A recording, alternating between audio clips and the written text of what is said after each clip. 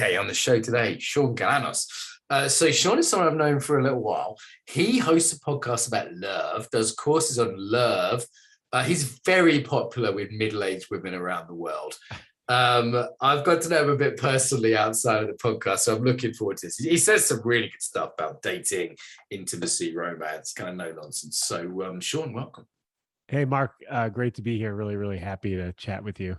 How did you get into your topic? I mean, does you just wake up in the morning one day and go, I am the love guru? Like, how did you get into it, man? So I think, I always had like sort of a bottomless well of passion for the topic, right? So I think you have to have that. And then didn't really have any training, but I found myself driving a taxi in San Francisco back in 2014. And I got bored driving, and my friend said, you should record your conversations with your passengers. And so I called it the Love Drive. I put cameras, lights, and microphones in just a regular old taxi in San Francisco. Right. And people would hop in. They'd say, welcome to the Love Drive, and then I'd ask them some questions, some real basic questions back in the day, how do you feel about sex when you're on your period? How do you feel about prostitution? Why do men shave their balls? Kind of like really low-hanging fruit stuff. And that's where it started. That's where the whole thing started. And then I became certified as a coach. I started a podcast. I made videos. I wrote blogs and started coaching people and then doing courses. And so I've just been creating content around sex, love, and dating for the last 8 years. And you've totally blown up on Instagram as well, right? People like your little Q&As and your shorts. Like, you've got a big following. Yeah, and I attribute a lot of that to the pandemic and me hopping on TikTok. And then there was a lot of rapid growth with TikTok around that time, and that moved over to Instagram. But then also I think people just like the message. It's a lot of no sugarcoating, People like the vibe, don't they? Like, what is it? Because there's a lot of stuff out there, on dating. There's a lot of kind of men's stuff. I mean, I don't know so much about the women's kind of scene, but I'm guessing it's pretty crowded. But do people like your vibe? Like, what is it about how you do what you do that people like? I think it's that I've always been very approachable. People really like to approach me with stuff. And the fact that I am preaching a very honest message, which is basically just be honest. And that is not groundbreaking, but I actually show people how to do it. Right. I actually give them the language, which a lot of people really struggle with. They either struggle with not having the right language to ask for what they want or to say what they want to say, or they're really fearful of rejection. Okay. Right. So I kind of walk people through both of those. And I made a joke about middle-aged women earlier, but who would you say is your kind of average client? If I look at my Instagram, it's 90% women between the ages of 25 and 45. That's the bulk in America. And what mostly in the States. And what are they wanting? Because when I listen to women of that demographic, a lot of what you hear is just like, hey, there's no good man. I can't find a man. Modern dating sucks. Internet dating's rubbish. I kind of hear a lot of complaints around those kind of things. Like, what is it that group primarily wants and gets from your work? Yeah, I think you're right. I think a lot of people have a really negative outlook towards the prospect of finding love, right? They've been on dating sites and they've really, really struggled. I think people have a really hard time letting go of the Disney, the narrative that they're going to find the one, right? So people are looking for the one. They're looking for a needle in a haystack, and that's unrealistic, because I think the reality is that you can find a lot of people to have successful, loving relationships with. So what do I give? I think I do give people some hope. I think I remember I was in Berlin a couple of weeks ago, and I met this tantric masseuse, and she goes, Berlin. Yeah, totally. I went to a play party for body workers, which is can you imagine a better blend? Okay, yeah, sounds like a good. How do you get that invite? Sounds good.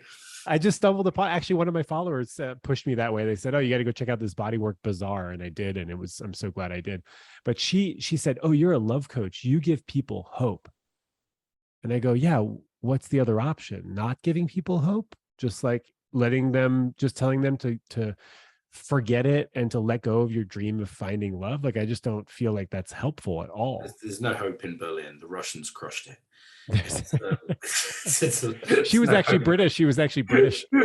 Oh, there's a dark vibe, right? It's a dark vibe. I might know them, actually. I'm wondering. Okay, moving on. So, hope.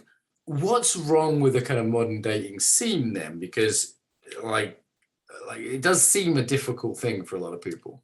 There's a lot going wrong there. I think dating apps has kind of ruined it a little bit for everybody. In one way, I think it's helped people that were more socially awkward or didn't know how to read signs, or are afraid of talking to people without knowing whether they're available or not, right? So that has kind of solved that problem for some people. It's also made people incredibly lazy.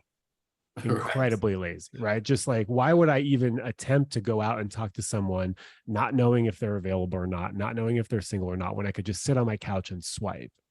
Well, it takes out the huge social awkwardness of, mostly guys have done this traditionally, of walking across the room or the bar or the gym, wherever it is, and saying, hey, in some way I'm interested in you. Are you single? Yeah, are you available? Like, that is hugely uncomfortable for a lot of people. And the dating apps take that out because it's like, okay, you only get a match if they've already said kind of like, I like your face, right? Yeah.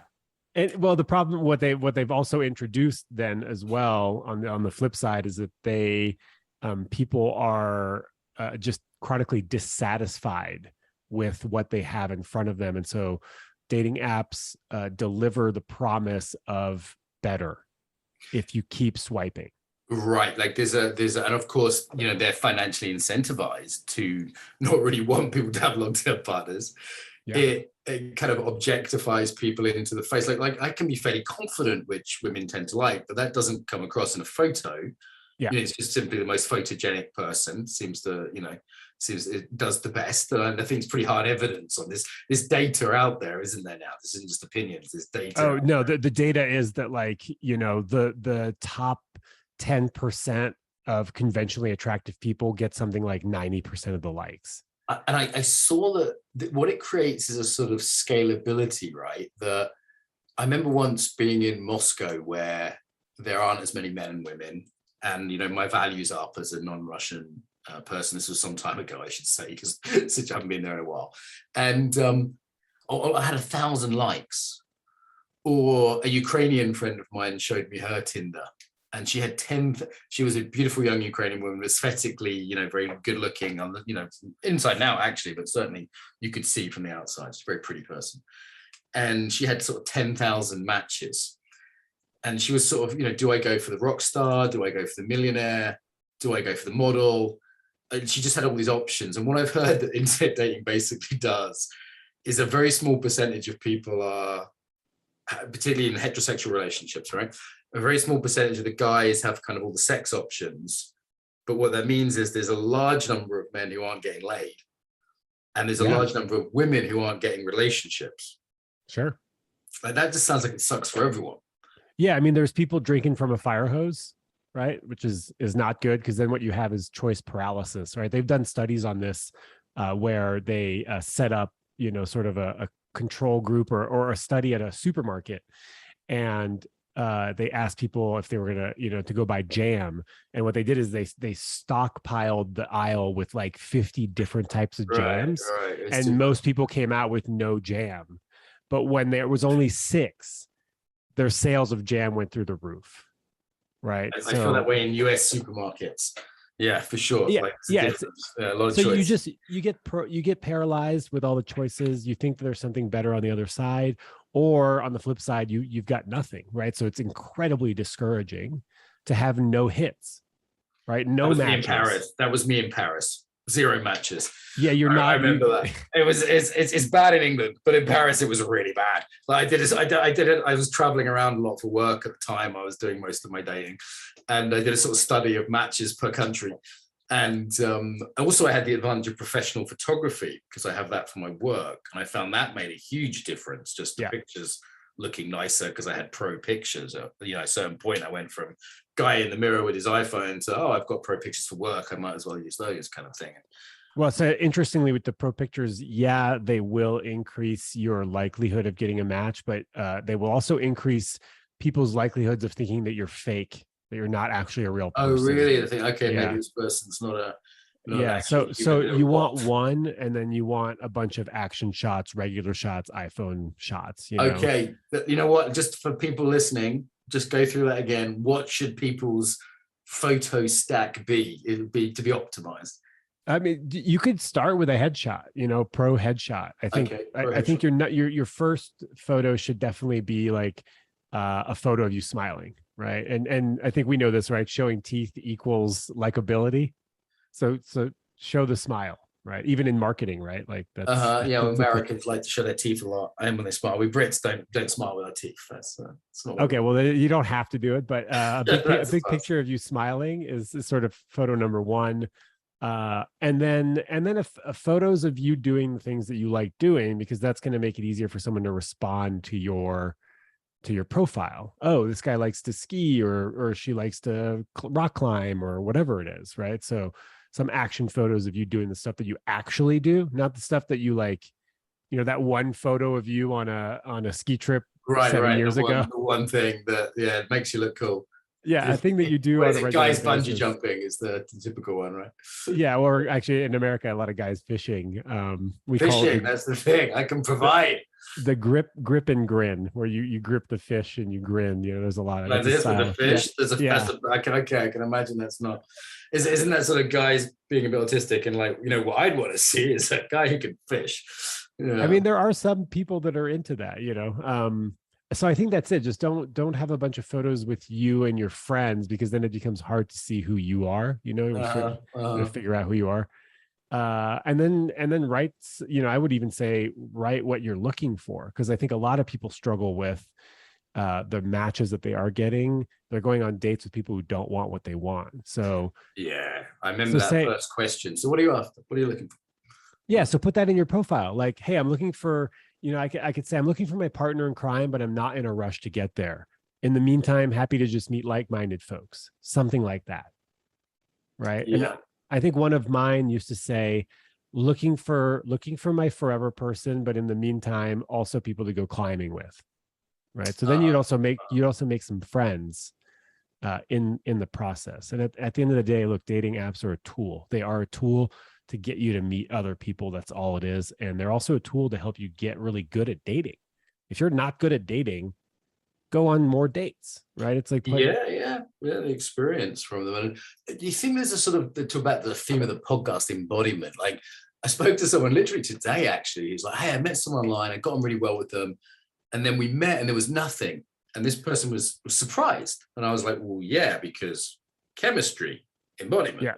Right. Yeah. Like there's a major flaw in any kind of embodiment app. Any kind of dating app, sorry, in terms of 100%. It does not have a chemistry gauge, right? You don't know how it's going to feel in your body. There's no somatics gauge there. And I've had some, you know, matches where the text chemistry was amazing, right? chemistry, right? Okay. Yeah, and you could easily think that this is my person, and you meet them and it is flat, right? There is something about two people coming together that creates a certain kind of dynamic.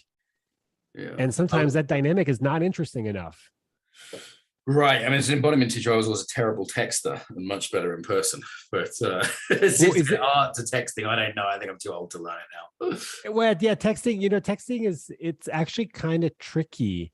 The expectation on dating apps is that you have to be witty, right? So people are just paralyzed with how can I be the wittiest person possible? And everyone's just trying to outwit each other because that's what they want, right? They want banter. Otherwise, people, hello, how are you? How's your day? How was your weekend? Yeah, and don't try to outwit everybody. You'll never be the funniest person out there, right? So just like, and don't ask someone how they're doing. No one gives a fuck how you're doing, right? Like they're gonna say fine. It's such a conversation killer. How are you doing, right? Comment on the profile, right? Oh, looked like you were. I think that photo is of you in Mexico. Like, what were you doing there, right? Or like, I love Mexico, or something, right? Something that's more interesting than how you're doing or how's your weekend. I learned this in real life, that it was way better to comment than to ask. So Sure. like, hey, you look like a teacher. Are you a teacher? Like I work with loads of teachers. And then even if they're not a teacher, they're like, fuck no, I'm a doctor. You know, you're immediately into a conversation. You know? Yeah. I think making an assumption about what they are or what they're doing is fantastic. I think it's total gold. And what I learned as an embodiment person is like the difference between being confident and creepy in talking to someone was all about my own state, my own embodiment. And there were times when I was on a roll and I was happy and giving out good vibes, people would say, and I could talk to anyone and it'd be no problem. And other times I'd try and talk to someone and I wasn't quite in the right mood. I was a bit off, or I just got a bit nervous at the last minute because, oh my God, this woman's beautiful.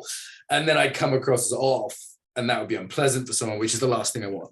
Right? Yeah, that's when I go home. That is when I go home, right? Okay, like so tell me about that. Yeah. Yeah. So I've been to a lot of Burning Mans. I like going to Burning Man. And for people who don't know, it's a huge festival in Nevada every year, 100,000 people. And it's a playground for adults, right? Bikes, art, culture, whatever you want, dancing, and a lot of scantily clad people, right? And sometimes I would see people hooking up or in couples, and I would think to myself, I really want that, and I started getting into that energy of really seeking something. Yeah. And the desperation would just drip. And once you're in that mode, it's no good. It's no good, is it? It stinks, dude. It stinks. And I had to go, okay, you know what, Shaun, this is one of those nights where you go home. Right. And you try again tomorrow. Yeah, I've crossed the line, and it's not going to feel good. Although, thinking about embodiment, I think what I could have done a breathwork practice. Mm-hmm. I could have done 50 push-ups. I could have done a total reset, and a body reset will often come with a mental reset. Yeah. Right? Yeah. And I could have just went out looking for a fun person to talk to, not necessarily looking to hook up or to go on a date. Yeah, that goal orientation is kind of tangible, because at that point people feel objectified, right? Like, hey, I'm not a person anymore here. I'm just you trying to fulfill your objective. Yeah. And totally. So there's a lot of stuff out there for guys. A lot of it, the sort of pickup scene, which I've seen has different. There's a whole spectrum out there. Some of which I would be, I think is pretty about giving guys confidence and just, helping them get experience, right up to the sort of manipulative, nasty, creepy, unpleasant. There seems to be a spectrum out there. Yeah. What is there for women? Like, is there advice? Like, some of my Slavic friends have told me there's like how to capture the perfect husband manuals and things like this. Like what is the advice for women that's out there? I mean, there's the get the guy stuff. There's a lot of get the guy stuff. There's the rules for marriage. There's a guy called Matthew Hussey, tells people how to get the guy. British guy. Yeah, British guy, really good looking dude. Very successful. You're way better looking than him, Shaun. Way better looking. It's just different. It's a different kind of attractive. No. For those not ladies, if you're not on YouTube already, make sure you pop over to YouTube at least. It's a good looking, a bit of kind of aged, grey head kind of a way. You should check Shaun out. Shaun. You here, Shaun. I don't know. Yeah, the Love Drive, everybody. Go Google the Love Drive. So I think there's some get the guy stuff out there. And then on the other side, so the get the guy stuff is kind of a little manipulative, right? We're talking about like being coy, be mysterious, lean back, don't text, don't be too eager, that kind of stuff, right? Which is almost on the pickup artist. On that spectrum. And I've listened to some of that as a guy and gone, this might be great if you're a lesbian, but this is terrible advice. This is terrible advice for get a guy. I would lose interest. Yeah, I would just go, this is gamey. This what the fuck? I can't be bothered with this. I'm busy. Some people are turned on by emotional unavailability, right? It really kind of creates. Yeah. Oh yeah. Definitely. The playing hard to get thing it seems to be the essence of a lot of this kind of advice. Well, I think that people want to be, fuck, I hate saying this, but like, you don't want everything to come too easily. Right. So I do. Do you? I'm busy. I'm really busy. I'm tired. I've got a lot on. Like if you got nothing else to do in your life, play games, maybe. It comes down to like, do men really want to chase? Do they want to chase a little bit? Do you want do you want a gazelle that's just laying on the ground half wounded? Okay, that's not nice. Or do you want like, something that's a little bit more interesting? So I think there is a little bit of truth to it, but there's a limit to it. And then I think on the other side, you have these tantric embodiment teachers. Right. There's that's the other side, right? The kind of that's the other side of the yeah. So I don't know, man. I'm just trying to offer like really practical suggestions on how to get clarity around what you want. And also, is it possible to get that in the relationship that you have, right? So there's a lot of women that are unsatisfied in their current relationship because their partner is emotionally unavailable or isn't present or is a little shut down or just hasn't been celebrated in their emotions, right? And so I just give them tools and suggestions on how can you create an even more fulfilling relationship than the one that you already have, or how to be really intentional about the kind of dating that you're doing. Okay, so that's back to sort of being honest, right? Like, hey, this is what I actually want. Yeah, I'm like in the middle of the road. Like, let's stop playing games. Let's just be honest about it. Let's open the door for connection and then let the other person decide whether they want to, walk through that door, open it a little bit more, kind of close it, right? So that's where my approach. And it is scary, right? It's scary for everyone, the whole dating thing, because there's levels of vulnerability in this, right? Like, why aren't everyone honest? Because, well, there's kind of different games being played, different, and there's fears, isn't there? There's fears. You ask someone out, maybe, you've particularly in the kind of modern context, that could end badly. I think fear is the root of everything that's holding us back, Mm. right? I really do think the fear of rejection is a big piece. I think feeling inadequate, right? Either not enough or too much. Interestingly enough, I think that if I'm too much for someone, it's because I'm not enough this. Like if I'm too intense, because I'm not a chill enough. Right. And so it sort of comes down to like feelings of inadequacy, right? I'm not enough. I don't deserve the love, or I'm not worthy of this love, or I'm terrified of rejection. And it's actually interesting, like, what is rejection? Like, actually, what happens when you get rejected? Right? You feel pain. Right. And I remember getting past that. Like, there was I set myself as a mission some years back. I said, right, I was abroad, away from home. And I thought, I'm going to ask 100 women for a date. Just going to find people who I find attractive as a girl in a country where that was relatively easy. And I'm just going to walk up to them really politely, super polite, say, hey, introduce myself, no weird chat up line, and just say, I'm Mark. Are you interested in having a coffee sometime? And after sort of like 60 rejections or something, and a whole bunch of phone numbers and stuff as well, I was surprised at the kind of hit rate, I kind of got over it. And I was like, oh, it's not so bad. They're just saying no, thank you. And I'd say, no problem. Have a lovely day. End of drama. Like, there is a way in which you can get past that, but most people don't, right? That's a pretty hardcore learning. Yeah, and I think I got over it early too. In the taxi stuff, I would ask people if they, well, welcome to the love drive. Do you want to answer some questions? And a lot of people said no. Right. And then you say, okay, righto, where are you going? Like, let's just move on with our life. And I also think there is a difference between asking someone for a cup of coffee and getting broken up with after 4 years of a relationship, right? One of them is going to feel a lot more painful than the other. But if we're talking about that early stage rejection, I try not to take it personally. Like, they're not saying no to me. They're saying no to a relationship with me, or a coffee with me, or sex with me. Right. So if I'm making a request and they say no, I look at it as a no to the request, not to me as a person. Right. Yeah. And it's not right now. It's like, hey, you're not my type. Like, who knows, right? Like, not the day of the week. Who knows? And I learned this in 12-step recovery a long time ago. Just some guy said it. I don't even know. It's not even one of the principles, but what other people think of me is none of my business. Right. Got it. And I love that, especially if it's people that like are not in my inner circle. If you're in my inner circle and you got a problem with me or you reject me, I'm going to actually take that information and I'm going to analyze it. How much of this is true? What's my part in this? How can I grow? How can I be better? But if it's like someone I don't know or someone I barely know, it doesn't really matter what they think. Right, right. It's not so important. And there is a big gender difference in this one, right? Just because of the supply and demand dynamic, to use a not such a nice term. Men are rejected a lot more than women in general, right? Like that's not an experience women have had as much experience on the whole. I don't, yeah, that must be true, but because my audience is so skewed towards women, I hear a lot about them feeling rejected or being terrified of being rejected. Just because you're a woman doesn't mean that people are going to want to be with you, right?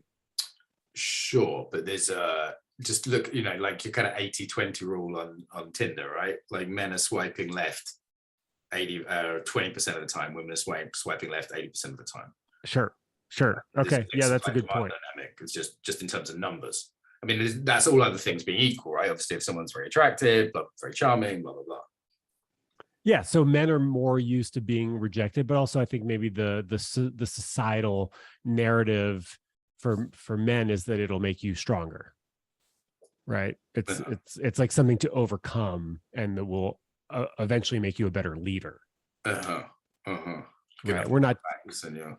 Yeah. So I don't think women are getting that same message that it's going to make you stronger. Yeah. No, I mean, the few times I've turned women down for sex, it is shocking to them, though. I've definitely seen a sort of like, whoa. Yeah, me too. It's like, what do you mean? I'm like, well, actually, I've got work tomorrow. I'm teaching. It's kind of late. I'm just not that into you, I'm afraid. Have a lovely evening. Like, that's shocking to some. Yeah. Now, I remember being invited to a woman's house in Montreal, and she made me dinner. It was really sweet. And then we were making out, and she was like, "Do you want to go to the bedroom?" And I go, "Yeah, I'm happy to do that, but I'm not ready to have sex with you." And she was like, "What do you mean?" And she took that really personally. And it's not that I didn't want to; so I just wasn't ready to. Right. This was like our second date, and I just didn't like the feeling inside. The eros just wasn't there, and I could have like faked my way through it, and we probably could have had fun. I might have regretted it after, and I didn't want to put myself in that situation. Yeah, and there's, in my experience, it's again gross generalization. Women seem better at being tuned into that. Like, hey, I'm not quite ready here, right? Yeah, there's definitely times I've been dating someone, so hey, let's do this, and they're like, you know what? I'm not quite there yet, and that's tuning in to a kind of embodied, felt sense of where are we at right now. And I think a lot of guys are a bit blind to that. Maybe we're conditioned to feel like we should always be kind of ready.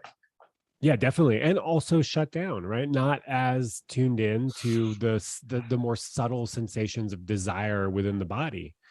And oftentimes I think we're on autopilot, right? There's this idea of just because we can have sex, we should have sex, right? There's a sort of scarcity mentality. Get it while you can. Get as much of it as you can, because that's not always going to be the fact, right?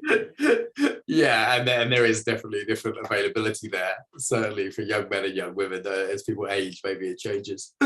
Okay, what are the most common questions you get? Like, you take a lot of questions. I'm sure you have your classics. What are the classics you get? Oh man, that's such a hard question because I get so many questions. One of the ones that just drives me bananas is, he said this or he did this. What does it mean? What it means, what it says. Well, but my answer is always like, how the fuck should I know? Right? Ask them. Get clarity from the one person. They will ask everybody but the only person that can really shed some light on what's going on. Right. Like, he said he really likes me, but he's not ready for a relationship. What does that mean? I mean, that one's actually pretty clear. It means he is enjoying spending time with you, but doesn't want to commit to being in a relationship with you. But people will not ask for clarity. They're just terrified. Like, again, rejection, right? What if this means that he doesn't like me is for me, or not enough, or does it mean that he's not going to change his mind? He's actually not available for a relationship when I really hope that he is, right? So there's a lot of questions are, he said this, he did this, what does it mean, right? So people are asking everybody but the one person. And then you get a lot of people saying, yeah, but they'll lie, right? Men lie. You'll ask them if they like you or if they want a relationship with you, and they say, yeah, but how can you really trust that? So they're looking for all these other indicators. I've seen that. I've seen that a lot. I guess maybe there's some sort of honest signals. I've heard someone call this. Like, it's like there's a constant trick being played, and you've got to unearth it. Is the kind of theory, right? Like, it's like, okay, what's the real thing here? Yeah, and also I think this is, comes from not wanting to waste your time, right? People Yeah. don't want to waste their time getting to know someone if it's not going to go somewhere, right? And that framing right there is also, particularly when dating in my 30s, I was on the receiving end of that. Like, I don't want to waste my time. And I kind of felt like a potential sperm donor interview at that point. And I was kind of like, how about we just have dinner first and see if we like each other, like that's the sort of female objectification version of a guy who just wants sex. It's kind of like the woman who's like, yeah, but are you going to be my husband, provider, and father to my children? I'm like, we've just met. Like, and I get that might be a question after a year. I just asked you for coffee on the street. Give me a break here. Like, am I wasting my time with you? Like, that whole frame is pretty unpleasant, right? It is, and I understand it because there are a lot of men that are going to pretend like they want more from you when all they really want is sex. And I think my whole work actually came from me wanting sex, but not wanting to mislead people into thinking I wanted more. Right, being really honest about that. Because there are a bunch of people who also just want women who just want sex as well, who are like, look, I'm also not looking for. Yeah, there was and that's what I found. When you're honest about where you're at, look, I'm only open to a sexual connection, and it might only be once. That was the hard one. Might only want to have sex with you once. And some people were like, oh, okay, I totally respect that. That is not for me. Good luck. And I had other people saying, that's great. Let's do it. I might only want to do it once too. Right. Yeah, I can imagine a lot of people at that point going, whoa, this guy's a player. This guy's, like, I'm not interested here. This is but he's not a player, because the player is the guy who promises you the world, right, gets what he wants, and then ghosts you. He's actually playing a game. I tried to get rid of the whole game thing and just be really honest. And I found that worked for a lot of people. Yeah. I remember when I was kind of like traveling places, it was almost easier to be in that mode. So I'm like, look, I'm just in Austin for a couple of weeks. And, I live in the UK. I'm not looking for a relationship, but, if you'd love to have a date, something fun can happen. And like, it was kind of easier in that context, Yeah, of course. I mean, when you're traveling, there's already a little built-in mechanism there, or some, it's knowledge that you're probably not going to stick around. Not to say that you can't fall in love and make a radical life change. But if we go back to the wasting your time thing, I think it is important to point out that there are women who want to have biological children with a partner. And so there is a deadline there, right? Right. That we don't have. So we can afford to waste a little bit more time. Well, we do have, and men have it, I think, maybe more than they think, but it's we've got a few more years generally, right? I mean, sure. What isn't it? Mick Jagger had a kid at 75. Yeah, but the percentages go right down, and usually it's like high testosterone rock stars, who are probably TRT enhanced and things. But it's the percentages go right down. Like, I'm sorry, Shaun, but we're shooting some blanks by the time we get to our age, just biologically. Well, I'm only 40. I don't know how old you are. 43, but I mean, statistically, your sperm are not what they used to be. This is medical facts. I'm sorry to break it to you. I might have to go. I might have to go freeze my sperm. It's we're down to like 50% potency or something, I think, by this point. 50 seems good. It's not quite as much as women, but I get your point. Like, there's a hard close there for women at an earlier age. A little bit more, yeah. But I also think that wasting. If you do see every relationship that hasn't been successful as a waste of time, then I think that in of itself is a waste of time, because relationships are our teachers. Right. We learn from every relationship, even if we're making the same mistakes over and over and over again. There is a time where you are going to go, okay, wow, that is a pattern that needs to change. Right. You're going to get some awareness around what's working, what's not working, what I want, what I don't want, which will inform your future decisions. So it's never really a waste of time. It's helping you calibrate for what you actually want or what's going to work for you. Yeah, I remember when I made the move of saying, you know what, I'm only going to date people I find really interesting and intelligent. So that way, if nothing sexual comes out of it, I'm still having a good conversation. I'm still learning something. Again, dating abroad, I found that always just like, wow, I'm learning loads about this country, culture. This is interesting, Yeah. I have that aspect. All right, other questions you get asked a lot. So what does he really mean? What else do you get asked a lot? Wait, I'm really curious. Why do you think your hit rate was so low in Paris? French don't like the English. And the French Oh, women yeah. don't like English men. They regard us as uncultured and unelegant and uncivilized, which is probably true. I mean, in terms of where it was best, Russia, United States, because of the accent, Brazil, because of the blue eyes. I mean, everyone should play away from home. I mean, my wife is Ukrainian. I had significantly more chances in Ukraine than I would have done in England. And my Ukrainian friend, female friend, who's now living in, well, I won't say, but a Western European country, she's gone from being in small town Ukraine and having 3 very average guys, maybe, who she could date and she has to marry one, to thousands of people in Western Europe. I mean, I'd say to any young person listening to this, if you're looking for a partner, like, traveling is with a few exceptions, like being English in Paris, I think it's a huge plus.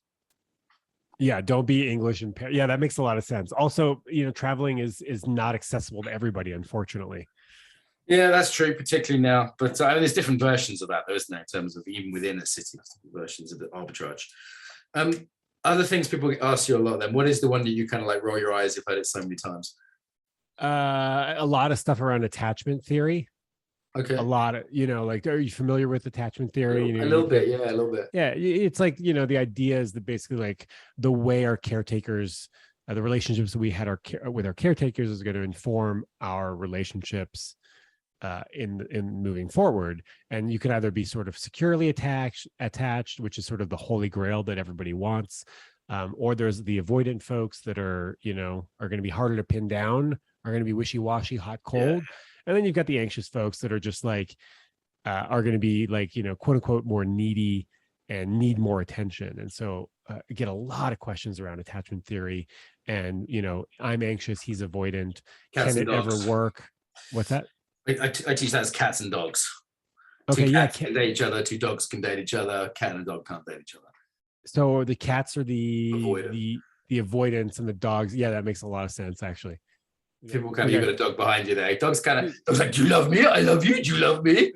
Like that's my wife's extreme cat person, so it's like you just have to be. She's like, I'm going out to play poker. I'll be back in 3 days. Okay, I'm great. Since yeah, cats and dogs. That's interesting. Yeah, and I think that cats and dogs can mix. I really think they can. You know, find a way to kind of communicate across that. How crazy is too crazy?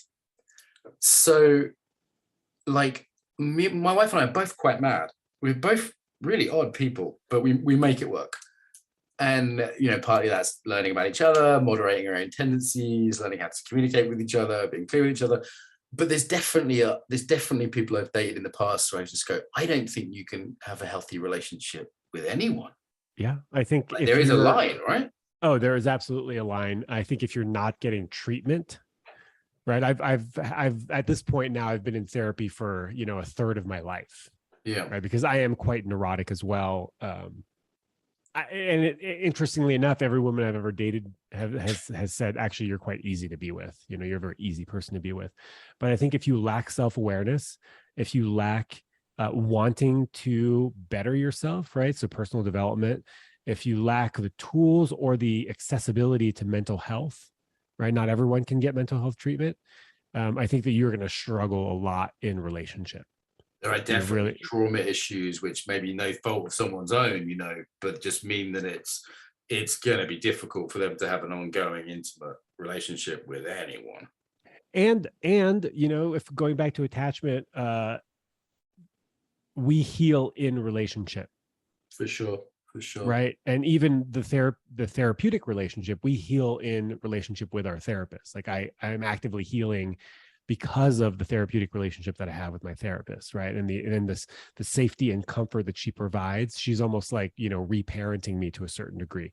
She's giving me the kind of attention and love and support that I didn't get growing up. Yeah. I got a whole bunch of it, and there was just some pieces that were obviously missing because everybody's missing something growing up. With my mentees, I'm just like, okay, I'm good dad today. It's like, this is my job to be good, encouraging dad. Says it's going to be fine. I spent a lot of time doing that. I quite like it. Okay, so can we get too crazy?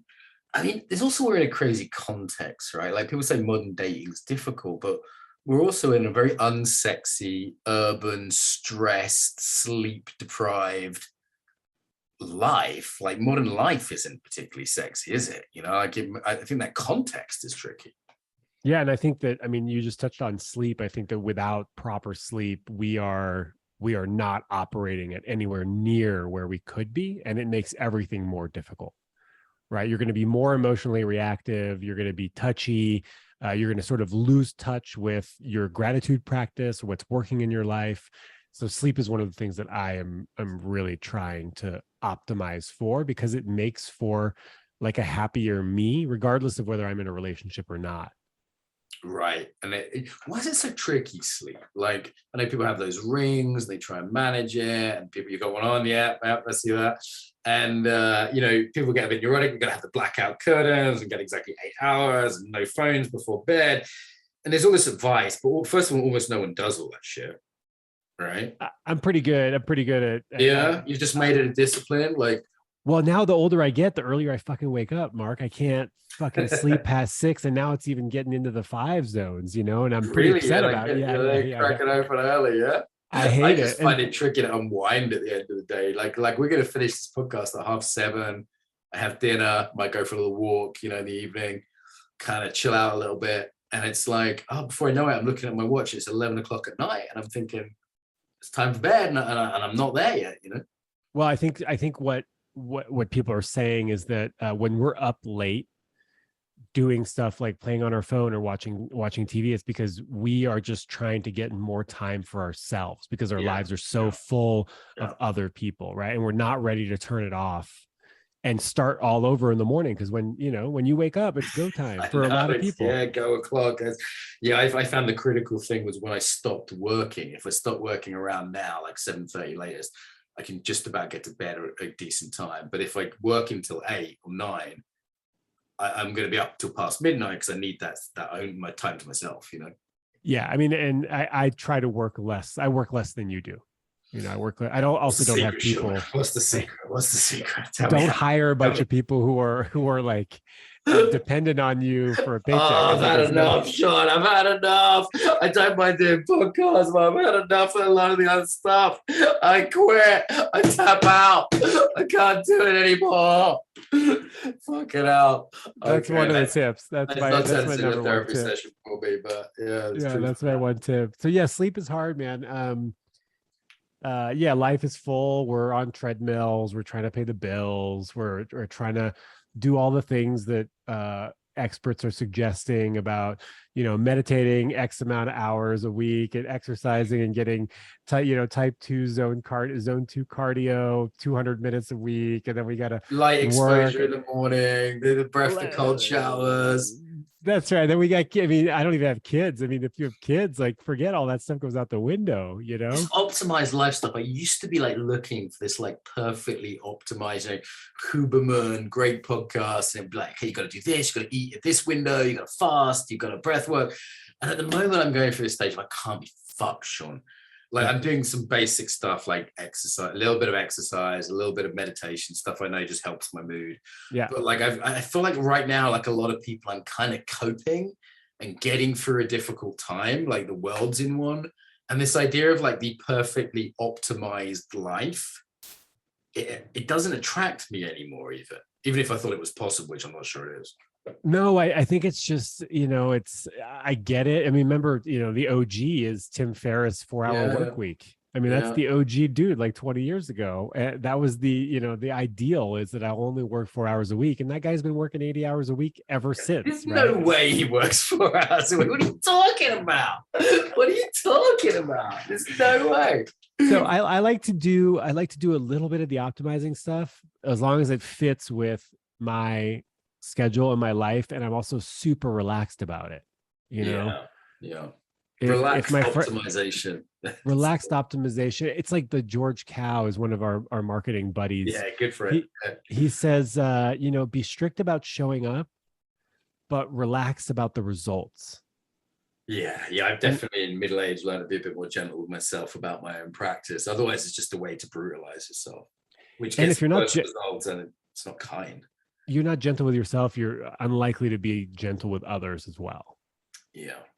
Right. So if we go back to dating or even relationships, be strict about showing up, like go to the date, but don't have any expectations about the fact you're going to meet, the love of your life, or that you're going to be fucking witty and amazing and interesting the whole way through. Just show up, right? Be nice, be polite, show up and be polite. So we are conditioned weirdly around dating, right? So it's either the Hollywood love, one of your dreams is one and only has to meet all your needs unrealistically, or is porn. That's the other thing, particularly young people are kind of grown up with, as another kind of influence, or Mills and Boone, which is another crazy kind of influence. And then on top of that, you've got this weird gender war going on where young women are told as a given that they live in a patriarchy and men are oppressing women. That's a given to young women now. Like, oh, you do realize that half the population here, you, by the way, have to date and marry, that they're oppressing you. Like that's kind of a weird frame to be dating within. I mean, like these are some funny frames we're entering into. Like, is there a healthier one that we can take on?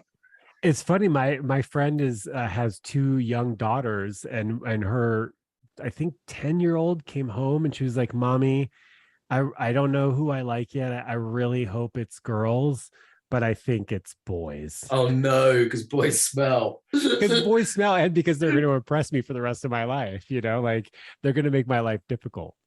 Wow. Yeah. Like this, I would change the school immediately. But I don't know what a healthier frame is. I think I've just been struggling with this idea that life is just really fucking hard. Life is hard. That's it. Life is hard. Everything is running a business is hard. Health is hard. Sean, everything is hard except my 43-year-old. No, let's not go there. Okay. Everything is hard, and life isn't fair, and you're going to struggle a whole lot. And what will help is being surrounded by an inner circle of kind, loving people who love you. That's true. Right. Dating is unfair, isn't it? Like, I know some really good people who have just had some terrible luck. Yeah, dating is unfair. I mean, oh man, if we could just put all the really good people together, but there's just someone that's gonna be like, yeah, their elbows are a little too ashy, So we're like, what about all the other stuff? Like, yeah, it's just not gonna work for me. Yeah. We're really picky. We're really, really, really picky. Yeah. And Alan, Alan de Botton, he's a School of Life guy, School of Love. He's a big fan of the good enough relationships.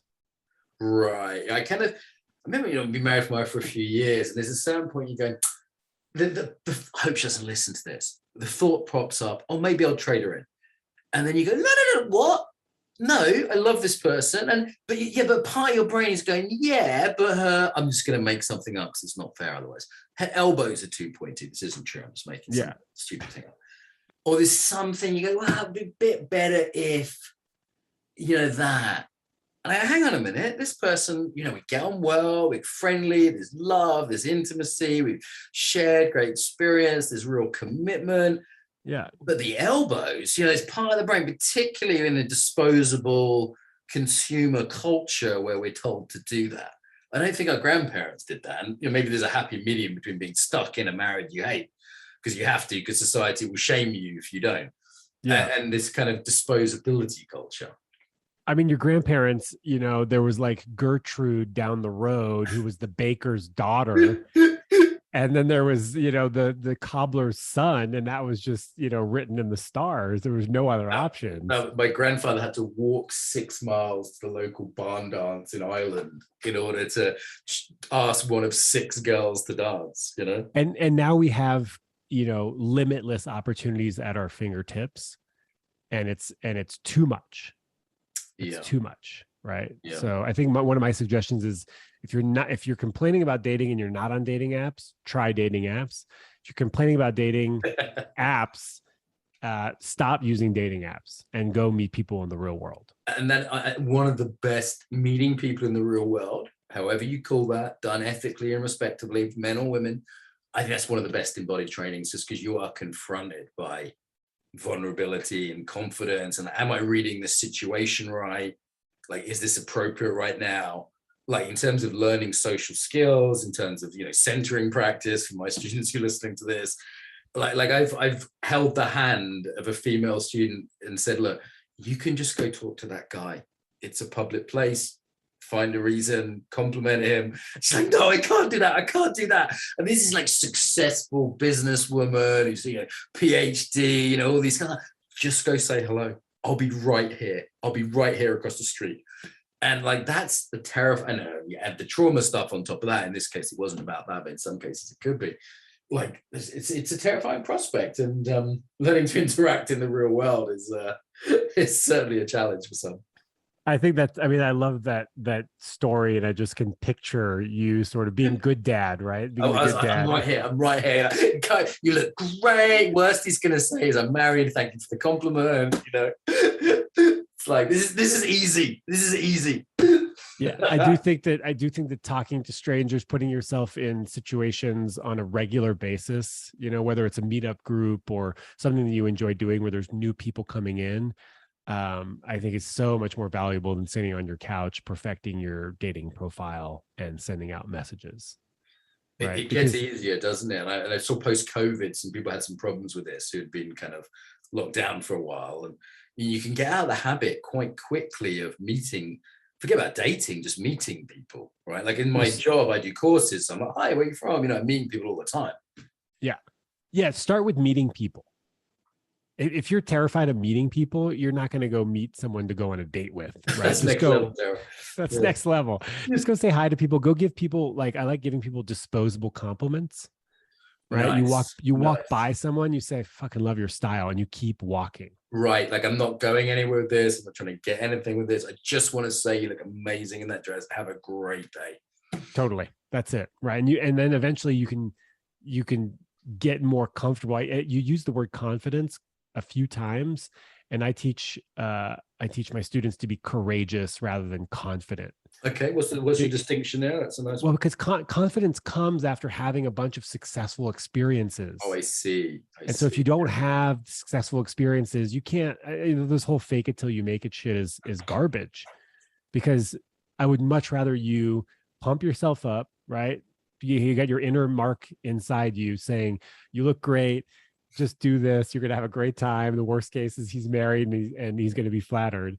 I'd much rather you try to muster up courage than confidence, because courage you can have without having the lived, sensed experience of success. Yeah. Right? Or having a successful encounter. And also, I think defining success as having the courage. Like, I remember I was in a gym, and I'd gone to that gym for ages, and I was like, "Girl in the gym, I really like the look of, she seemed cool," but I didn't want to hassle her in the gym. And, you know, it's my last day in the gym, so I was changing gym. So I just, as she was leaving, I'm like, "Fuck it, this is my chance."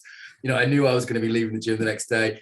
And I went up to her and said, "Listen, I hope this isn't creepy. I just want to say you look lovely. You look great." And she just said, "Stop right there." She said, "I've seen you in the gym. You seem like a cool guy." She said, "But I'm such a lesbian." And I could tell she was completely being honest, you know, it's just, and then she laughed and she said, "But you're so brave that you came and talked to me.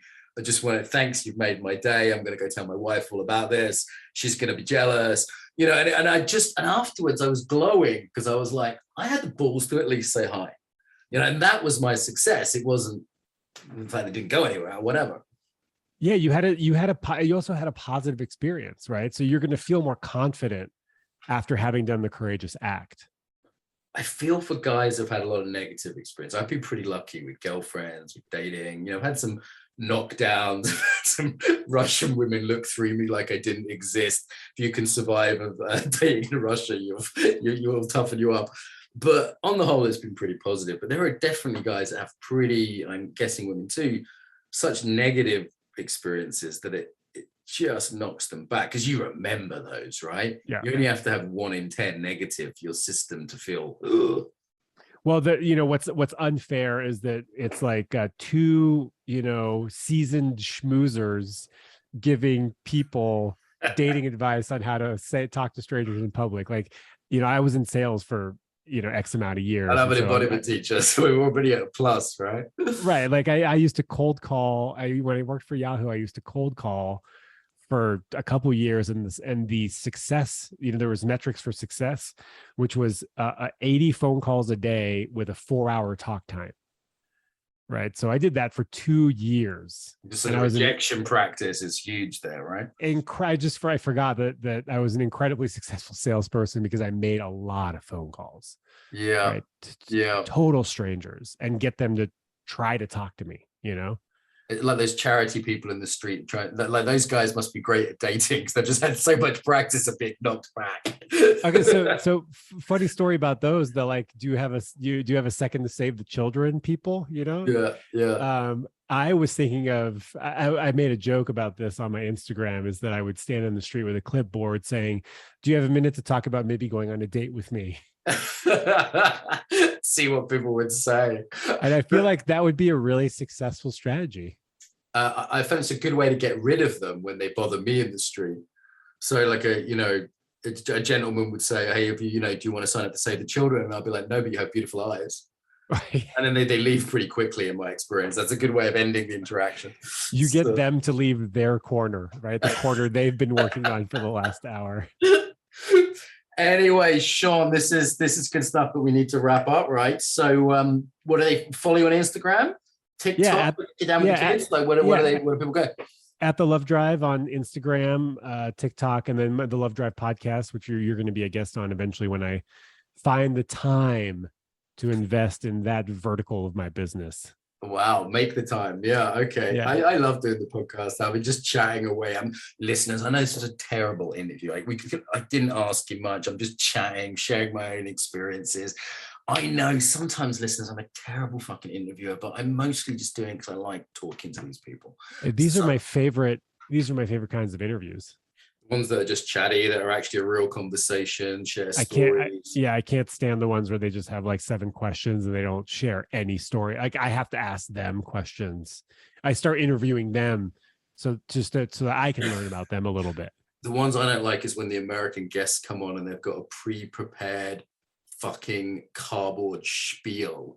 Yeah. And then they just go out the box with it. And I'm like, no, dude, this is Bottoming Podcast. I want a real fucking conversation here. Like even if it's messy and 2 ways, and anyway, so where do people go again, Shaun? Tell us the links. At the Love Drive, just Google the Love Drive, and then there's the Love Drive podcast. I've got 200 episodes of solo stuff and guest stuff on love, dating, and relationships. A pleasure. Learn something every time. Nice to talk to you, Shaun. An honor.